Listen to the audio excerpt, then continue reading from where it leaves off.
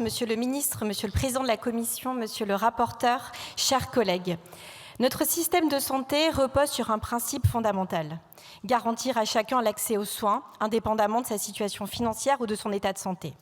Ce modèle assure une protection contre les aléas de la vie, réduit les inégalités et permet à tous de bénéficier des avancées médicales. Mais aucun système n'est parfait.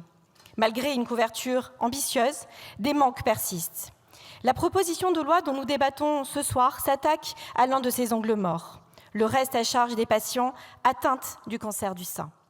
Officiellement, ces patientes bénéficient d'une prise en charge intégrale grâce au régime des affections longue durée. Mais en réalité, de nombreux coûts ne sont pas couverts. Prothèses capillaires, soins esthétiques, suivi psychologique, accompagnement diététique, activités physiques adaptées, consultations spécialisées hors nomenclature, dépassement d'honoraires, transport. La liste des frais restant à la charge des malades est longue. Pour beaucoup, ces dépenses représentent des milliers d'euros. Certaines patientes, faute de moyens, renoncent à des soins qui amélioreraient leur qualité de vie et favoriseraient leur guérison. Cette situation crée une inégalité criante.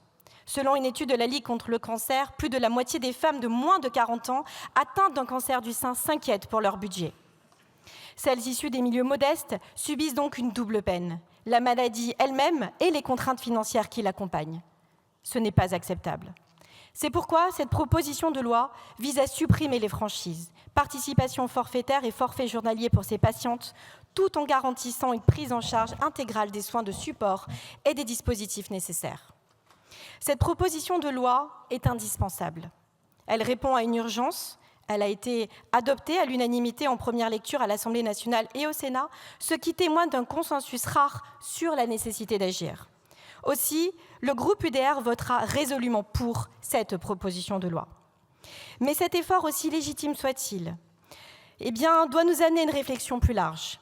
Notre système de santé est l'un des plus généreux au monde, c'est une chance, mais c'est aussi un luxe qui repose sur un équilibre fragile. L'assurance maladie accumule un déficit préoccupant. Chaque nouvelle dépense, même justifiée, alourdit un modèle qui peine déjà à se financer. Dans ce contexte, agir pour les patientes atteintes d'un cancer du sein ne doit pas nous faire oublier une réalité simple. Notre système est en faillite. Le déficit de la sécurité sociale culmine à 16,6 milliards d'euros et devrait atteindre 25 milliards de cette année. Notre modèle social est précieux, mais il n'est pas intangible. Il repose sur un financement collectif qui implique des choix. Choisir de mieux prendre en charge les patientes atteintes d'un cancer du sein est une décision de bon sens et de justice sociale. C'est même une priorité. Mais cette priorité implique un autre choix, celui de la responsabilité. La responsabilité est le devoir de porter des réformes nécessaires, des réformes structurelles, afin de garantir à chaque malade atteint d'un cancer une meilleure prise en charge. Pour cela, il faut nous attaquer au gaspillage, aux actes redondants, aux surcoûts liés aux structures administratives et aux inefficiences du parcours de soins. Nous devons assumer une réflexion globale sur la pérennité de notre système. Car on ne peut plus se voiler la face. Si nous ne maîtrisons pas les dépenses, nous prendrons le risque de ne plus pouvoir financer ce qui fait notre force, une protection universelle fondée sur un subtil mélange entre mutualisme et solidarité lorsque cela est nécessaire.